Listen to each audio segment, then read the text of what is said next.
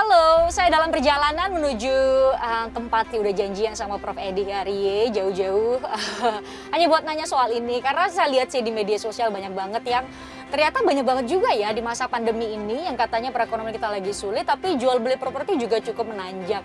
Entah karena memang lagi banyak yang butuh duit dan akhirnya memutuskan untuk jual propertinya atau memang lagi ada juga yang butuh, kita nggak tahu. Nanti ahli ekonomi yang bicara itu. Tapi kita bicara soal aspek hukum kali ini.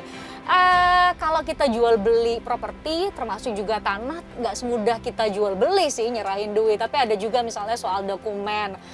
Soal surat menyurat yang tentunya juga butuh kita penuhi sebagai prosedur jual beli itu. Atau bisa jadi ada aspek hukum lain.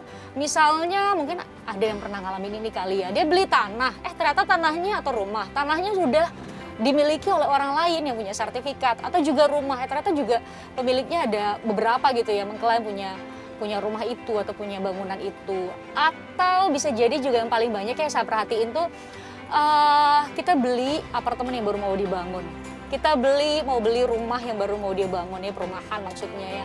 Ternyata udah kasih down payment dan lain-lain, udah memenuhi syaratnya, ternyata nggak jadi dibangun, uang kita udah dibawa. Kira-kira berbagai aspek masalah hukum itu bisa nggak ya kita cegah sama-sama, jangan sampai jadi masalah hukum karena akan sangat merepotkan. Selain merugikan uang karena properti itu nggak murah ya. Jadi saya mau bahas sama Prof. Edi Arye. Saya sih udah mau nyampe ya, udah janjian sama beliau. Semoga dapat jawaban yang pas buat jadi pembelajaran buat kita semua. Supaya jadi nggak ditipu sama orang. Oke?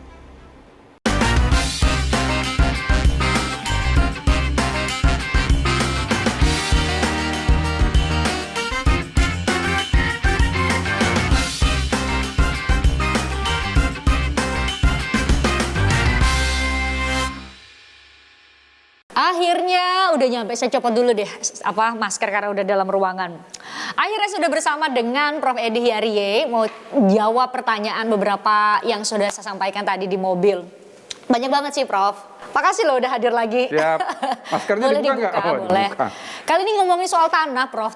Kirain tuh gara-gara kita katanya mau masuk resesi properti turun, ternyata ada juga ya yang jual beli karena mungkin dia butuh juga ya kan, terus dia jual karena mungkin nggak punya pendapatan atau juga mungkin ada lagi yang lagi banyak duit buat beli properti. Tapi itu bukan masalah. Yang mau kita bahas saat ini adalah kadang-kadang Prof, dan saya baca di media sosial banyak banget tuh yang punya dia beli terus ternyata sertifikat itu ada banyak, satu properti, rumah, tanah gitu ya, sertifikatnya ternyata ada juga yang mengklaim dia punya sertifikat yang sama. Kok bisa itu terjadi ya? Bukannya satu sertifikat itu dikeluarkan oleh Badan Pertanahan Nasional, bener nggak? Ya benar, jadi kasus seperti itu kasus yang jamak terjadi dimanapun ya. Jadi saya sering sekali menghadapi kasus seperti itu di Jogja. Jadi ada tanah orang ya, tiba-tiba dia punya sertifikat nih. Tiba-tiba ada orang lain, pihak lain yang tiba-tiba bangun apartemen di situ. Pihak yang membangun apartemen ini juga mengaku mempunyai sertifikat yang sah gitu ya? Yang sah ya. Jadi ya celakanya begitu ya, keduanya memegang sertifikat dari BPN, dari instansi yang sama, pada lokasi yang sama. Artinya apa? Pasti di situ ada yang tidak beres.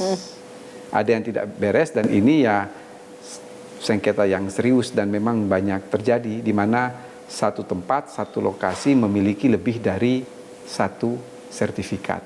Dan memang itu seringkali terjadi ya. Dan mau saya katakan paling-paling kan nanti yang merasa memiliki itu dia menggugat ke PT UN ya untuk dimintakan pembatalan. Tetapi biasanya para pihak itu tidak hanya mengajukan gugatan ke satu pengadilan, bisa saja dia berlapis ya. Jadi ada yang ke PT UN, dia masih belum puas, dia gugat secara keperdataan, persoalan kepemilikan, bahkan tidak tanggung-tanggung dia menempuh jalan pidana melalui proses pidana dengan alasan bahwa ada yang dipalsukan. Artinya memang kalau pada satu bidang tanah kemudian ada dua sertifikat, ini kan lalu menjadi pertanyaan siapa pemilik yang sebenarnya. Yang sah gitu ya? Yang sah itu siapa. Kalau itu salah satu di antara keduanya, katakanlah antara A dan B. Kalau katakanlah pemilik yang sebenarnya itu adalah A, kan berarti ada unsur pemalsuan di sini. Jadi memang persoalan tanah itu sangat kompleks dan hati-hati sekali ketika kita akan melakukan jual beli tanah. Oke, kalau aspek perdatanya berarti apa tuh? Ya sama dengan perjanjian pada umumnya. Cuman kita harus lebih istilahnya betul-betul teliti, lebih akurat karena sekali lagi prosedur orang untuk jual beli tanah itu sebelum transaksi atau melakukan istilahnya AJB ya, akta jual beli di depan notaris, maka terlebih dahulu supaya yang menjadi objek perjanjian di sini adalah tanah itu clean dan clear, maka biasanya meminta pengecekan ke BPN. Meminta pengecekan ke BPN itu untuk melihat beberapa hal, antara lain apakah ini tanahnya sedang diblokir ataukah tidak, atau yang kedua dalam sengketa ataukah tidak, atau yang ketiga misalnya jangan-jangan tanah yang mau dibeli ini si penjual itu dalam kasus pidana lalu kemudian ini menjadi objek yang sedang disita. Itu kan sangat mungkin terjadi. Ini jadi pelajaran buat pemirsa, Prof. Jadi cek itu dulu ya, cek itu dulu sebelum kita beli tanah ya. Harus dilakukan pengecekan dan otoritas yang memiliki kewenangan untuk menyatakan clean dan clear itu tidak lain dan tidak bukan adalah Badan Pertanahan Nasional.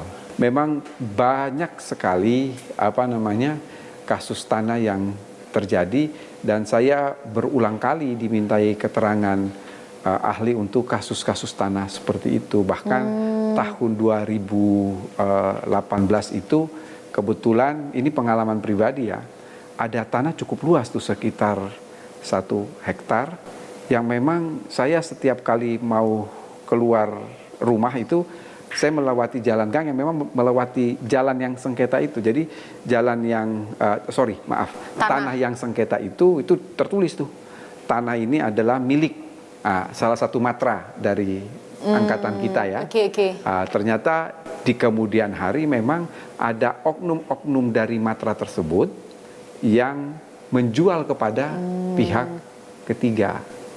Itu lalu kemudian menimbulkan dispute bahwa memang oknum-oknum dari matra tersebut melalui pengadilan militer itu sudah diputuskan bersalah ya dengan pasal penipuan maupun pasal penggelapan. Tapi gimana udah ngasih duit di beli sisi ya kan? lain dalam konteks keperdataan bahwa pembeli dengan itikat baik itu harus dilindungi. Oh gitu ya. Ya, itu asas yang memang ada bahwa namanya pembeli dengan itikat baik itu harus dilindungi. Jadi mereka bisa melakukan upaya hukum gitu ya kalau udah benar-benar udah melakukan jual beli bahkan sudah menyerahkan uang yang pasti nggak sedikit. Pasti mereka akan melakukan upaya hukum, gugatan perbuatan melawan hukum kepada pihak si penjual. Dan ini gugatan mereka menjadi kuat karena pihak penjual ini sudah divonis bersalah. Ini ada beberapa oknum dari salah satu matra kita di TNI yang dia melakukan, padahal tanah itu sebenarnya tanah milik dari matra tersebut. Salah bukan milik pribadinya bukan. Jadi memang ketika itu dilakukan pengecekan di Badan Pertanahan Nasional itu jelas tertulis bahwa memang itu adalah milik salah satu matra, salah satu angkatan dari yang ada di matra yang ada di TNI kita. Ya. Dan memang BPN tidak berani melakukan penghapusan karena memang itu ada milik matra tersebut dan kasus itu sudah divonis dan dinyatakan bersalah. Beberapa oknum yang terlibat dalam konteks mereka ini memang adalah mafia tanah. Itu begini ya, jadi tadinya kasus itu menjadi domain di Polda DIY, tetapi karena ini kan melibatkan institusi ya, akhirnya perkara itu dilimpahkan ke Mabes Polri dan waktu itu diputus di PN Jakarta Selatan. Nah, udah ada juga nih pertanyaan dari netizen, Prof, saya udah printin nih supaya bisa kita baca bareng-bareng. Jadi katanya ada sertifikat developer ya, kolektif tanahnya, terus luasnya berbeda, sedangkan ada tanah yang dibeli dari penduduk setempat. Kalau mau jual apa yang harus diurus? Kalau tetap nggak ada AJB katanya. Ada sertifikat developer dan sertifikat IMB kolektif. Tanahnya luasnya berbeda, sedangkan ada tanah yang beli dari penduduk setempat, kalau mau jual apa yang harus diurus kalau tetap nggak ada AJB? Jadi begini, mengapa kalau jual beli tanah itu kita harus hitam di atas putih ya? Itu betul-betul kalau secara keperdataan lebih dari dua pihak, jadi dua pihak atau lebih melakukan hubungan hukum keperdataan, itu kan semaksimal mungkin selalu berupaya mengadakan bukti. Apa maksudnya? Di kemudian hari kalau terjadi dispute atau sengketa, maka para pihak akan mengajukan bukti. Oleh karena itu memang tidak bisa, artinya bukan ada larangan, tetapi ini sebagai suatu instrumen pengaman bagi kita melakukan suatu tindakan bagi para hukum, pihak ya. Ya, melakukan suatu hubungan hukum bahwa memang jual beli tanah itu harus dilakukan secara tertulis supaya terjadi di kemudian hari itu kan kita ada bukti yang dalam bahasa awam itu adalah hitam atas putih kan begitu ya. Biasanya kalau kita membeli tanah melalui tanah dan tentunya bangunan yang ada di atasnya melalui developer, maka mengenai IMB, mengenai pembebasan dari developer kepada masyarakat itu adalah tugas dan tanggung jawab sepenuhnya dari developer, bukan dari kita yang memesan rumah di developer, sama sekali bukan. Itu adalah tanggung jawab developer. Nah, jadi semua diurus oleh developer, baru kemudian ya nanti kalau kita sudah beli, kemudian itu kan harus, biasanya kan ada sertifikat tanah yang utuh itu. Lalu kemudian akan dibagi, misalnya kalau saya misalnya kompleks perumahan itu sekitar 52 rumah, ya 52 rumah, ya itu ditawarkan oleh developer kepada masyarakat lewat marketingnya secara luas. Nanti kalau sudah dibeli, mereka yang akan mengurus IMB, termasuk di dalamnya adalah sertifikat kita bagiannya itu berapa. Nah, itu sudah barang tentu. Itu adalah tugas dari developer. Betul, itu sudah barang tentu adalah mengenai luas itu kan sudah ada perjanjian lebih awal antara kita harus teliti ya, Prof, ya, baca kita lagi sebagai konsumen dengan developer yang menawarkan itu. Jadi memang betul-betul itu harus rinci karena satu contoh konkret saja. Misalnya itu ada ketentuan dalam perjanjian itu atau dalam kontrak mengenai ini tipe bangunannya semua harus sama, tidak boleh merubah tampak depan dan lain sebagainya. Itu yang saya kira harus betul-betul diteliti, baca dengan teliti gitu ya, jangan sampai langsung tanda tangan betul, aja antara gitu ya. Antara masyarakat sebagai konsumen dengan pihak developer. Nah, itu baru satu dari sekian banyak masalah kalau kita bicara soal properti dan juga tanah. Masih banyak lagi sih, Prof. Ada yang karena mungkin dia butuh terus dia jual, mungkin lagi masih dalam masa kredit, tapi katanya apa istilahnya over kredit ya.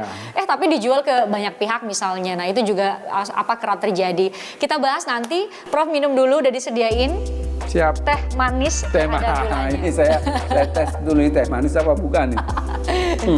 Manis. Manis. Oke.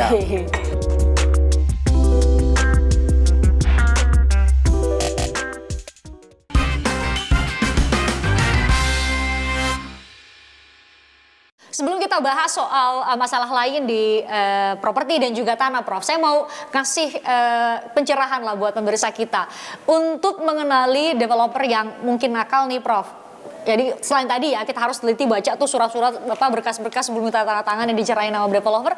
Apalagi sih ciri-ciri developer yang harus dicurigai sih, Prof? Waduh, itu agak susah juga kecuali kalau profesi saya dukun ya. Artinya begini, kalau kita orang hukum itu kan melihat pada fakta. Artinya ketika kita disodori suatu perjanjian, berkas ya kita teliti, kita melakukan check and recheck. Kalau sampai ada permasalahan atau ada yang kita curigai, itu memang sebaiknya kita meminta penjelasan lebih lanjut. Ini maksudnya dari apa sih pasal marketing. ini? Betul. Karena tidak jarang juga saya menghadapi beberapa kasus yang mana dalam tanda petik ini developer nakal. Jadi dia mencoba menggunakan jual beli tanah beserta bangunan yang di atasnya sebagai satu modus operandi untuk melakukan penipuan.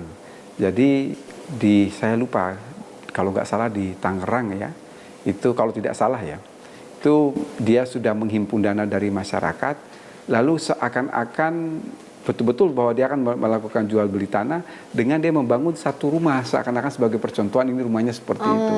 Jadi dia menerima uang dari masyarakat, uang muka sekian banyak, kalau dikalikan itu sampai puluhan M, ternyata itu nggak dibangun-bangun. Dia lari dengan uang tersebut kabur maksudnya. Jadi meskipun ada juga yang benar ya, benar betul, akhirnya dibangun juga ya. Nah, jadi oleh karena itu kan biasanya kalau kita membeli rumah melalui developer, kan katakanlah kalau satu unit rumah dengan tanah ukuran X kali Y, misalnya harganya 1 miliar. Kan nggak mungkin kita langsung membayar 1 miliar. Iyalah, biasanya kita DP dulu, ya kan? Kemudian berapa kali cicilan, misalnya 5 tahun, 3 tahun 5 gitu tahun ya? lalu, atau misalnya ini pembayarannya sekian tahap. Artinya ketika kita membayar DP, apa kontraprestasi yang kita dapatkan? Setelah ada kontraprestasi tersebut, baru kemudian kita membayar katakanlah cicilan, atau kita membayar tahap sekian. Ketika kita membayar cicilan atau membayar tahap sekian, kan kita harus melihat progres apa yang harus kita dapatkan. Kan begitu ya. Jadi serah terima rumah atau apa gitu ya. Jadi saya kira kalau serah terima rumah belum, misalnya ini akan dibangun dalam jangka waktu 1 tahun. Ada kepastian. Betul. Gitu ya. Ketika kita sudah membayar, ini dalam 3 bulan pertama, apakah fondasi, katakan kalau 2 lantai, apakah fondasinya, kerangka rumahnya sudah seperti apa.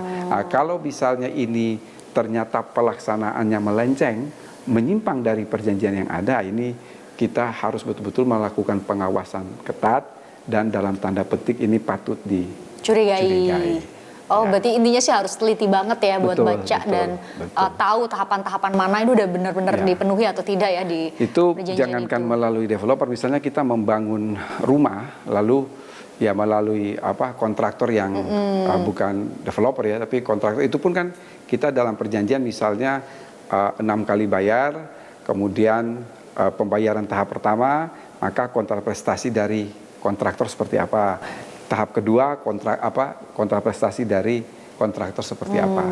Ini sekaligus bagi kita untuk melakukan pengawasan terhadap apa yang dilakukan kontraktor dalam rangka pemenuhan isi perjanjian. Oke, itu harus dicatat tuh supaya terhindar dari developer yang nakal ya, Prof. Ya. Terus tadi kita bahas soal istilahnya di masyarakat kita itu over credit. Jadi masih kredit berjalan, masih dibayar, sering banget tuh ditulisin bahwa mungkin kreditnya masih 2 tahun lagi, cukup bayar mengganti down payment dan juga pembayaran cicilan yang sudah dibayarkan oleh dia. Itu kan biasa terjadi. Tapi itu mungkin dilakukan atau patut dipercayakah, Prof? Kalau ada yang over credit gitu? Mekanisme seperti itu dalam konteks perikatan itu hal-hal yang wajar saja. Wajar ya. Jadi misalnya kita membeli rumah melalui developer, tetapi kemudian itu mendapatkan KPR, kredit perumahan dari bank. Tadinya misalnya antara kita dengan pihak bank dan developer, ternyata katakanlah itu cicilan 5 tahun. Kita sudah membayar uang muka, down payment mungkin katakanlah 30%. Jadi kalau 30% itu misalnya kalau harga rumah 1M, kita membayar 30%, berarti sekitar 300 jutaan, masih 700 juta itu dicicil dalam 5 tahun. Kemudian ternyata dalam 3 tahun kita sudah tidak sanggup, atau misalnya kita sudah menemukan tempat yang lebih cocok lagi. Lalu kita menawarkan kepada pihak ketiga, apa kepada teman, kepada saudara, ini gimana? Mau ambil nggak rumah saya? Maka itu tidak menjadi soal. Artinya dia menggantikan down payment ya, uang muka yang sudah kita bayar, cicilan 3 tahun yang sudah kita keluarkan, plus pembeli yang baru ini dia akan menghabisi sisa kredit tersebut. Maka lalu kemudian kita bisa melakukan suatu novasi. Kalau dalam hukum perdata namanya novasi itu adalah pembaruan perjanjian. Jadi nanti akan diteruskan oleh si X, si A atau si B. Itu hal yang wajar. Pembaruan perjanjian itu harus dilakukan ya. Betul. Nah, tidak hanya itu. Oke, kalau itu udah selesai. Karena biasanya begini. Saya ini seorang dalam pengertian saya tidak pernah membeli rumah itu cash, kan selalu kan kredit. Jadi biasanya seperti itu, lalu kemudian ya sertifikat itu kan pasti dijaminkan di bank. Saya pengalaman membeli rumah kan seperti itu ya. Jadi sertifikat Tanah dan beserta bangunan itu dijaminkan ke bank. Sampai cicilan kita lunas betul, gitu ya. Jadi tidak menjadi soal ketika melakukan overcredit karena toh bank kan akan meminta jaminan. Jaminan itu kan tidak akan keluar dari bank. Oke. Jadi tetap itu sebagai pegangan untuk bank, sementara yang pihak ketiga yang baru mengikatkan diri untuk mengambil alih kredit kita itu tinggal melakukan novasi dengan kita dan juga pihak bank.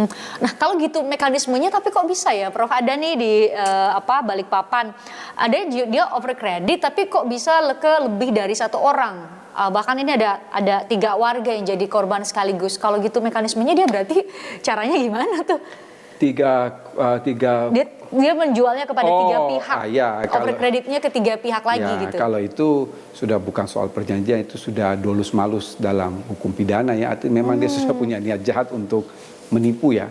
Artinya penipuan ya Prof itu ya? Ya sudah masuk penipuan. Jadi penipuan itu kan adalah setiap orang yang menggunakan martabat palsu atau keadaan palsu atau serangkaian kebohongan atau tipu muslihat yang akan menimbulkan hutang atau piutang dan lain sebagainya. Kalau dia sudah tidak sanggup membayar kredit, lalu kemudian dia menawarkan lebih dari 1 orang atau lebih dari 2 orang untuk melakukan overcredit dan terhadap objek yang sama dan ketiga-tiga yang ditawari itu oke untuk melakukan overcredit, saya kira itu sudah menandakan memang niat jahat dari si pelaku untuk masuk pada konteks tindak pidana penipuan.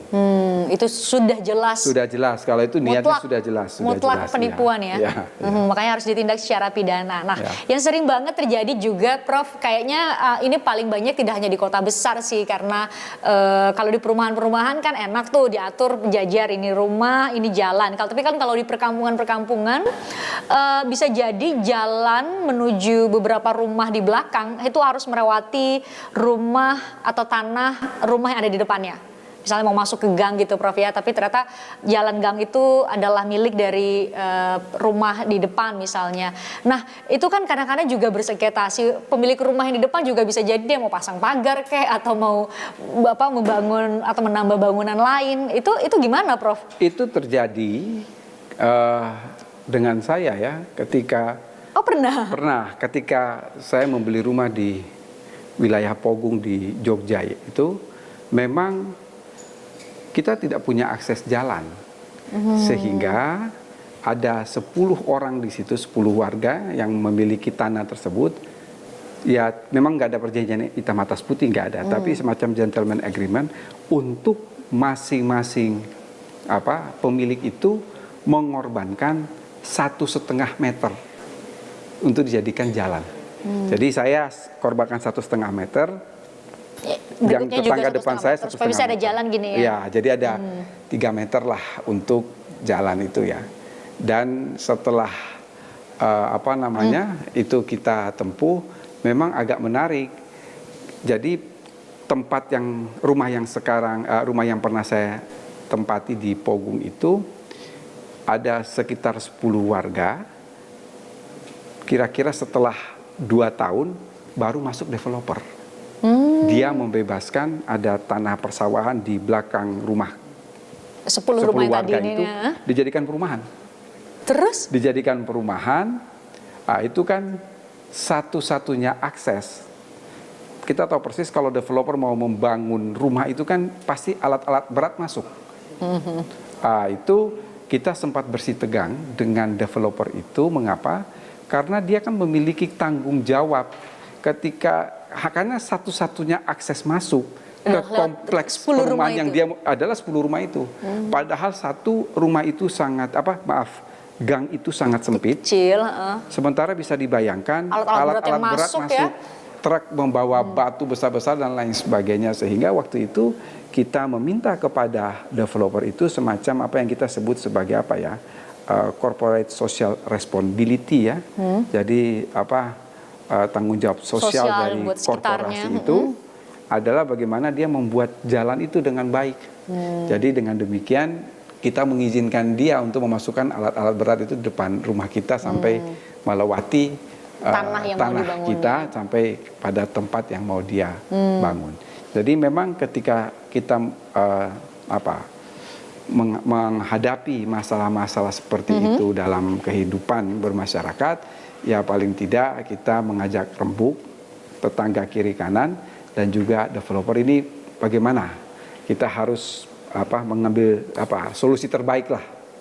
Kira-kira seperti itu. Jadi saya kira kasus ini tidak saja dihadapi oleh masyarakat awam, saya pun menghadapi masalah yang sama. Namanya persoalan akses, makanya biasanya banyak banget developer yang udah jualan itu adalah akses jalan ya. Misalnya ada perumahan baru dekat dengan jalan raya ya kan biasanya seperti itu. Karena kan biasanya kalau developer membangun satu perumahan itu kan pasti ada yang namanya FASUM, fasilitas umum, itu kan termasuk jalan.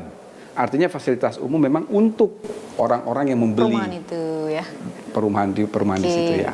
Biasanya kalau di Jakarta sih Prof, biasanya di flyer-flyer itu dekat dengan LRT, MRT kan stasiun dan namanya sebagainya. kalau kecap pasti nomor satu ya. Marketing ya.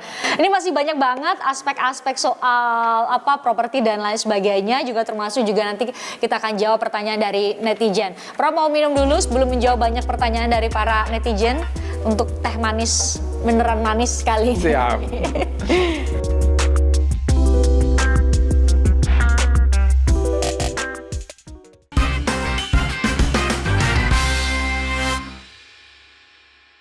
Oke, kita bahas lagi Prof, banyak banget ya masalah soal namanya tanah dan juga bangunan ini. Termasuk juga Prof, yang sering banget terjadi adalah Prof sempat cerita tadi, ada juga perumahan yang baru dibangun satu bangunan di situ tuh, atau baru ditulis di sini akan dibangun perumahan A. Ternyata mungkin developernya belum punya duit penuh untuk bayarin itu, jadi kita harus bayar down payment baru kemudian akan dibangun.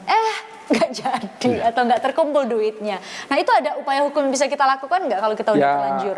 Makanya seringkali memang developer itu punya uang pas-pasan, ya. Begitu pas-pasan ingin berbisnis, jual beli rumah, ternyata dia mengharapkan ada down payment dari sekian banyak pembeli. Itulah malah justru yang dipakai sebenarnya modal buat bangun untuk modal untuk bangun. Lalu di tengah jalan ternyata berhenti, gagal bangun. Kembali lagi kalau kita melihat di dalam konteks bahwa ini kan pada dasarnya adalah hubungan hukum keperdataan. Maka bisa misalnya kita gugatan wan prestasi kepada si developer. Ketika gugatan wan prestasi itu kan paling tidak ya, apa yang sudah dibayarkan itu kan dikembalikan kita ya, kepada si konsumen atau kepada pihak pembeli. Kecuali memang kalau developer itu dari awal sudah ada suatu dolus malus, suatu niat jahat untuk melakukan jual beli rumah ini sebagai modus operandi dalam tanda petik untuk mendapatkan keuntungan, maka itu bisa dijerat secara pidana. Nah kalau misalnya ada dua kasus sekaligus gitu Prof, kita misalnya patut diduga si developernya ini juga udah dari awal sebenarnya tahu kalau ini nggak bakal jadi atau apa, bisa ya Prof ya secara bersamaan upaya hukum kita secara perdata kita lakukan, pidana juga kita lakukan? Ya memang sangat sering terjadi ya dalam sengketa tanah itu akan beririsan dua peristiwa hukum, artinya bisa masuk dalam konteks keperdataan karena hubungan hukum di antara para pihak itu berawal dari suatu perjanjian, maka itu adalah hubungan hukum keperdataan, tetapi tidak menutup kemungkinan bahwa dalam pelaksanaan perjanjian ada unsur pidana di dalamnya, atau memang transaksi keperdataan ini sebagai modus operandi untuk melakukan suatu tindak pidana. Dalam hal ini bisa masuk kepada persoalan penipuan, bisa persoalan penggelapan, bisa juga persoalan surat palsu dan lain sebagainya. Memang kalau kita merujuk kepada pasal 71 KUHP ya, Kitab Undang-Undang Hukum Pidana, inilah yang disebut dengan istilah sengketa prejudisial. Jadi sengketa prejudisial itu kalau terhadap suatu objek ada gugatan secara keperdataan, maka ketika ada laporan secara pidana yang masuk, untuk sementara dipospon, ditunda sampai keperdataan ini inkrah. Nah, itu yang dimaksudkan Selesai oleh dulu. betul, yang dimaksudkan oleh pembentuk KUHP itu sebagai sengketa prejudisial. Jadi sengketa prejudisial itu bahwa ada suatu kasus yang mana dia beririsan dengan bidang hukum lainnya. Apakah secara keperdataan ataukah misalnya sengketa administrasi. Seperti tadi yang saya contohkan pada awal segmen 1. Tidak jarang satu bidang tanah dimiliki oleh lebih dari satu orang dan sertifikat itu Sama-sama dikeluarkan klaim sah, oleh gitu ya. instansi. Satu instansi yang namanya Badan BPN. Pertanahan Nasional. Ya pasti kan ada salah satu yang tidak benar.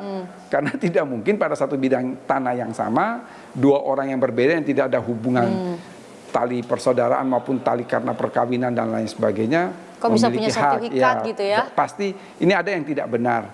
Maka kalau misalnya ada menggugat antara si A dan si B, maka ketika salah satu pihak melaporkan secara pidana dalam konteks misalnya. pemalsuan misalnya, maka menurut pasal 71 KUHP ini harus dipospon. Proses pidananya dipospon sampai ditunda ya, sampai sengketa tanah secara keperdataan ini mempunyai kekuatan hukum yang Ada putusannya tetap dulu gitu inkrah. ya. Kecuali kalau memang tidak ada gugatan perdata atau Langsung, gugatan PT UN, salah satu pihak ingin menempuh proses secara pidana, maka silahkan polisi lalu kemudian melakukan Proses itu gitu ya. penyidikan terhadap kasus tersebut. Tetapi sekali lagi terkadang seperti itu, bahkan bukan terkadang, seringkali seperti itu ya. Begitu misalnya ada sengketa tanah, katakanlah antara A dan B, A melapor B ke polisi, tiba-tiba begitu sementara berjalan mau dilakukan penyidikan, supaya dihentikan penyidikan ini, si B menggugat, dia gitu menggugat kan? secara keperdataan. Nah, ini memang mau merujuk kepada pasal 71 KUHP baru kalau ada sengketa prejudisial. Memang sengketa prejudisial dalam konteks pasal 71 KUHP itu sangat luas, tidak hanya hukum keperdataan, tetapi juga bisa dalam konteks tata usaha negara. Ke PT UN ya, bisa jadi soal sertifikat juga ya. Nah, bicara soal sertifikat nih Prof, saya menerima pertanyaan dari netizen. Katanya orang tuanya nih saudaranya bersaudara 4. Orang tuanya bersaudara 4. Bukan orang yang bertanya itu bersaudara 4, bukan. Okay. Orang tua saya ada 4 bersaudara. Mereka ingin membagi warisan. Kebetulan sertifikat tanah warisan ada di paman saya. Gitu. Diketahui beberapa waktu kemudian ternyata digadaikan oleh pamannya katanya. Nah, kalau seperti itu bagaimana, Prof? Ya, begini. Jadi ada sertifikat itu tanah dan bangunan di atasnya ya. Ini kan dia tadi pertanyaannya orang tuanya memiliki 4 bersaudara. Jadi sebenarnya ahli warisnya ada 4 gitu ya. Ada 4. Berarti ini kan ahli waris dari kakek nenek si penanya ini nih kan ya. Betul. Artinya begitu kakek neneknya meninggal, seharusnya dibagi gitu ya. Harusnya dibagi. Maka urut-urutannya harus ada surat keterangan waris dari kakek nenek yang meninggal ini bahwa mereka berempat ini adalah ahli waris yang sah. Maka terhadap objek warisan tersebut tidak bisa dilakukan tindakan hukum apapun kecuali jika dan hanya jika persetujuan dari 4 orang yang ahli waris ini. Berarti kalau tiba-tiba salah satu di antara mereka menggadaikan objek waris itu tanpa sepersetujuan 3 orang lainnya, maka ini bisa dikategorikan penggelapan. Oh gitu ya? Ya, walaupun bisa dikategorikan satu penggelapan. Keluarga, Prof? Betul. Jadi ada di dalam Kitab Undang-Undang Hukum Pidana itu ada pencurian, ada penggelapan, ada penipuan, ada pemerasan dalam keluarga. Oh gitu Itu ya? ada pasal itu. Jadi ada pasal pencurian dalam keluarga itu pasal 367, Tuh, jangan sampai barang kakak gue gak apa-apa lah gue ambil ya kan? Dalam keluarga itu pasal 376, kemudian juga ada penipuan dalam keluarga, ada juga pemerasan dalam keluarga. Bedanya antara penipuan, penggelapan di dalam keluarga dan bukan di dalam keluarga, pencurian dan penggelapan di dalam keluarga itu adalah delik aduan. Delik aduan dalam pengertian harus ada pengaduan dari si korban. Korban ini adalah saudara-saudaranya sendiri. Saya banyak menghadapi kasus seperti itu. Keluarga gitu ya? Keluarga. Kebetulan saya tidak usah menyebut namanya. Ada salah seorang yang pernah jadi host di Kompas TV ini, dia menghadapi kasus yang sama.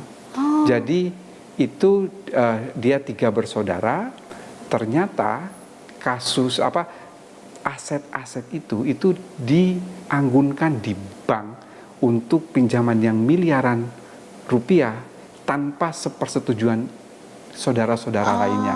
Saya katakan kepada orang yang bersangkutan, ya sekarang kamu tega nggak untuk mempolisikan saudaramu sendiri? Karena ini adalah delik aduan. Jadi tidak mungkin tanpa ada pengaduan polisi bisa bertindak. Nah, jadi kalau mau gugatan perdata ya bolehlah, tapi itu kan jalan panjang. Tapi kalau mau cepat supaya ada suatu paksaan, ini bisa secara pidana, penggelapan dalam keluarga, tapi harus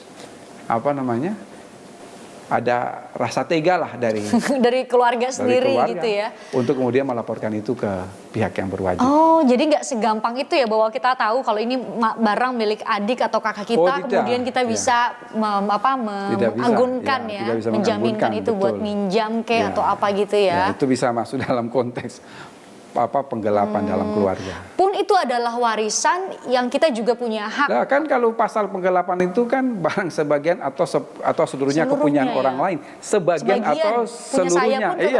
Kan pasal 362, pasal 372 pencurian dan penggelapan itu kan barang sebagian atau seluruhnya kepunyaan orang lain. Jadi bisa saja satu barang itu sebagian punya kita, sebagian punya orang lain kan. Nah, itu dalam konteks pencurian dan penggelapan. Jadi kita tetap bisa dikenakan, dijerat dengan pasal itu.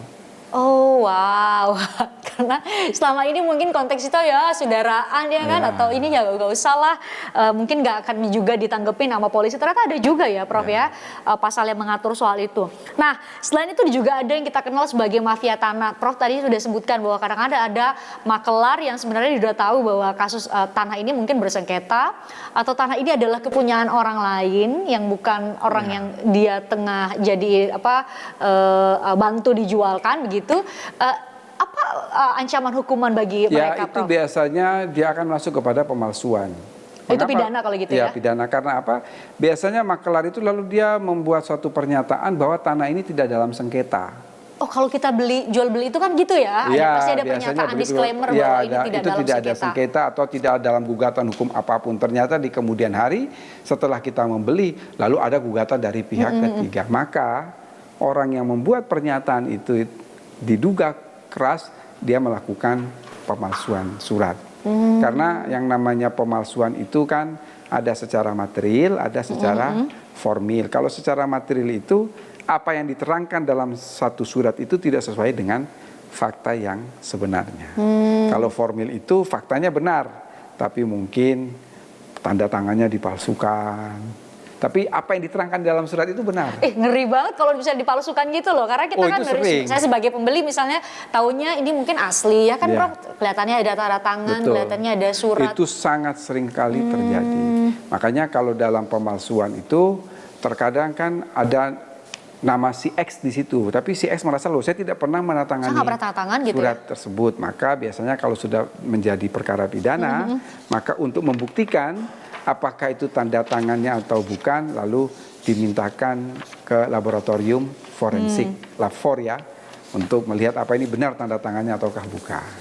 Oh, itu penting sih, gara-gara itu tadi biasanya pas sudah bersengketa, pas sudah ada sengketanya baru kita nyadar, ini ternyata nggak diakui oleh yang memberikan atau membubuhkan tanda tangan. Nanti kita bahas lebih dalam lagi Prof, karena tampaknya soal pengembang atau developer ini kan lagi tren, terutama di kota-kota besar setidaknya, nggak tahu juga ya kalau di daerah bisa jadi ya Prof ada perumahan-perumahan.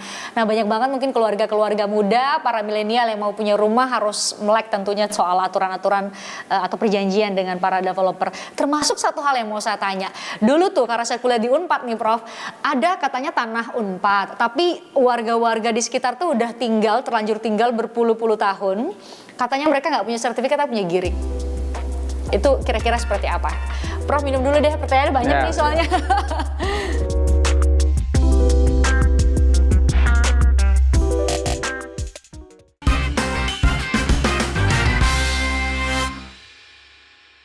Oke, sebelum bahas soal pertanyaan-pertanyaan tadi yang saya sampaikan, Prof, saya mau bahas dulu. Jadi ternyata saya nemu nih artikel. Ini soal materai yang mungkin bisa ditemukan oleh kita semua gampang ya. Karena biasanya tadi surat-surat itu kan kita tanda tangan pakai materai. Tapi ini ada juga, saya mau tampilnya juga buat pemirsa, materai itu ada juga digunakan buat pernyataan jadian para anak muda. Jadi ada yang jadian terus tanda tangannya dua-duanya tanda tangan itu, per tanggal itu gitu. Jadi jadian, jadi pacar maksudnya. ya, lalu kemudian itu dituangkan dalam satu surat bermeterai, yaitu lebay ya. Nah itu sebenarnya kekuatan atau dasar hukum dari materai itu apa sih, Prof? Sampai kok ada gitu? Jadi yang harus dipahami oleh kita semua bahwa meterai itu sama sekali tidak ada sangkut pautnya dengan sah tidaknya perjanjian.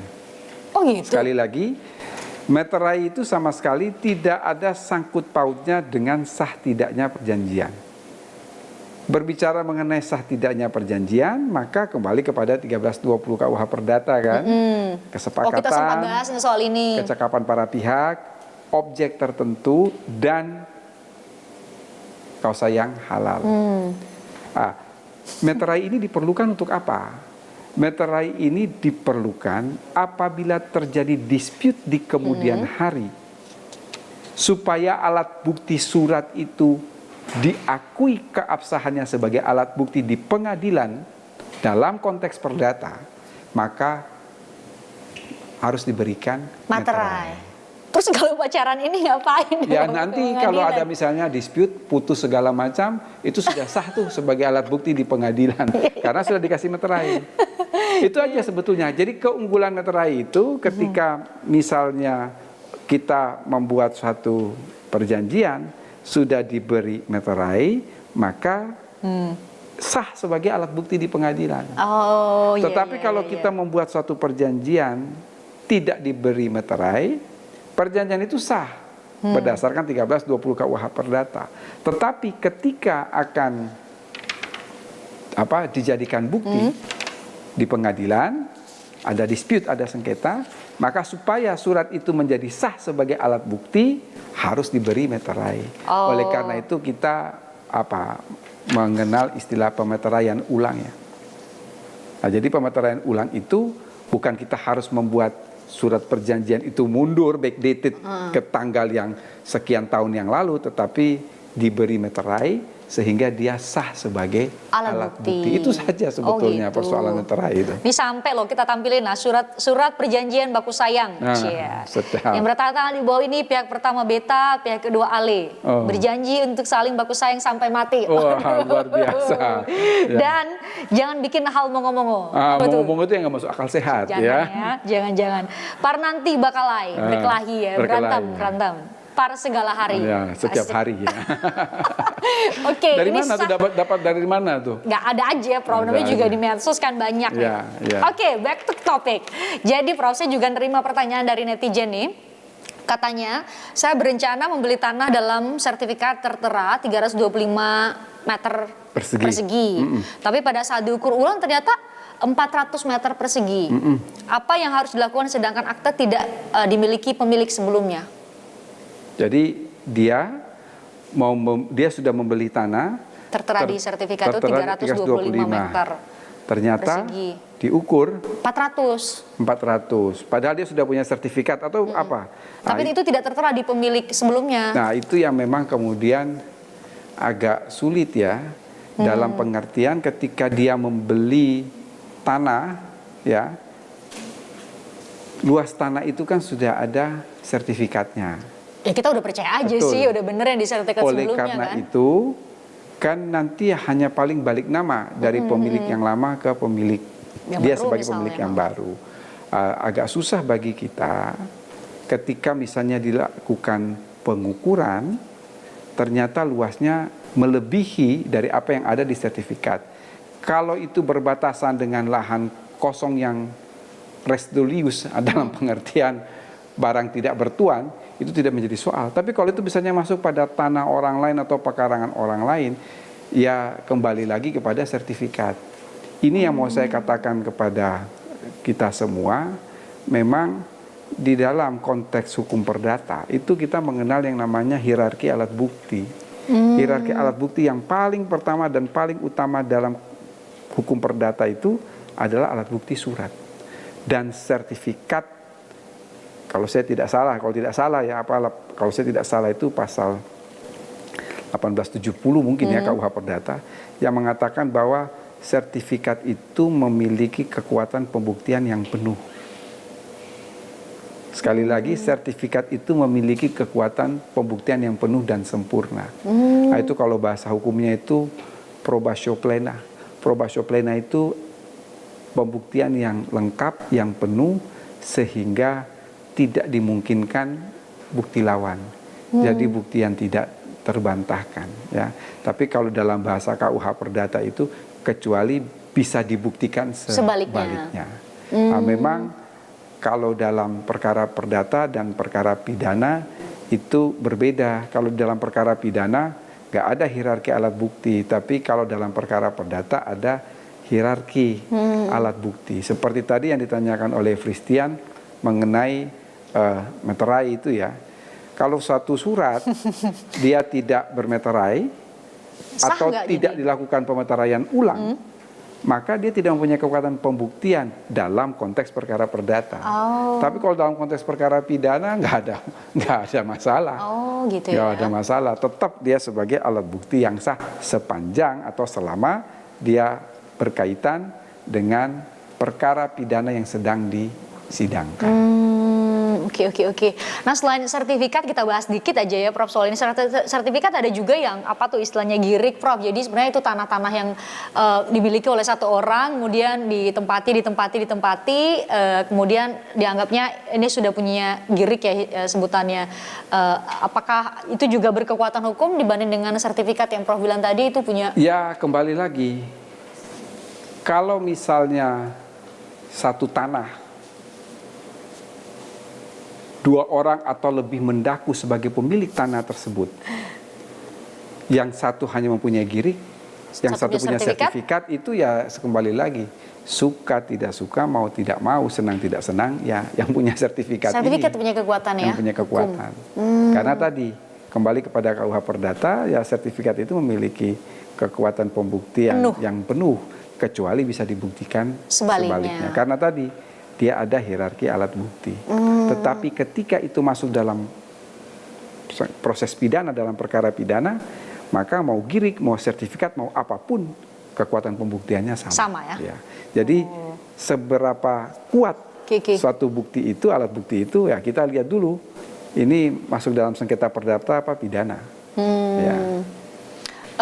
Sering banget juga terjadi, ini terjadi sama kenalan saya juga Prof. Jadi beberapa tahun lalu. Jadi sudah beli tanah dan bangunan yang dicantumkan di sertifikat, salah satunya seperti tadi ceritanya sudah dicantumkan, ternyata pas diukur juga lebih.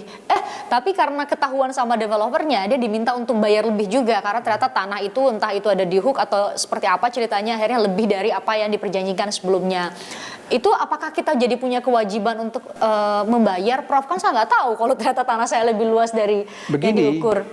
Kalau kita ambil win-win solution begini, kan dia bayar dari developer, katakanlah ukurannya A kali B. Ternyata diukur lebih luas, X kali Y kira-kira begitu. Maka ada dua kemungkinan. Kalau kita mau menghendaki ukuran yang X kali Y, ya mestinya ada konsekuensi kita membayar. Ya, kita membayar lebih. Karena hak yang kita dapatkan juga melebihi dari apa yang diperjanjikan. Kecuali kalau memang ya sudah kita tidak akan membayar kelebihan itu, ya maka tetap saja pada ukuran yang ada sesuai dengan perjanjian itu. Walaupun misalnya bedanya berapa meter gitu ya. Oh gitu. Walaupun kita punya alasan bahwa kita nggak tahu ini ternyata lebih gitu. Jadi nggak mau bayar. Nah itu yang saya kira artinya ketika kita perjanjian pertama kali dengan developer, kan anggapan kita ukurannya kan A kali B. maka kalau kelebihan ada konsekuensi juga kepada kita. Jadi kita nggak bisa mau menangnya sendiri juga ya. Oke. Jadi tetap harus dibicarakan dengan dengan developer. Ini banyak banget aspek soal tanah, properti, karena hari-hari ini mungkin ini akan banyak sekali yang melakukan jual beli, atau mungkin karena lagi masa sulit ya Prof, tiba-tiba butuh sertifikat untuk mungkin diagunkan dan sebagainya. Semoga memberi pencerahan obrolan kita kali ini ya Prof. Nanti kita ngobrol-ngobrol lagi soal berbagai aspek hukum supaya seperti judul acara kita, semakin melek hukum, pemirsa Kompas TV. Prof, thank you sudah hadir. Sama-sama, Christian. Silahkan dihabisin kopinya teh ya, saya minum kopi. Terima kasih Anda juga sudah nonton kami, saudara. Saya Christian Grich. Sampai jumpa di lain kesempatan.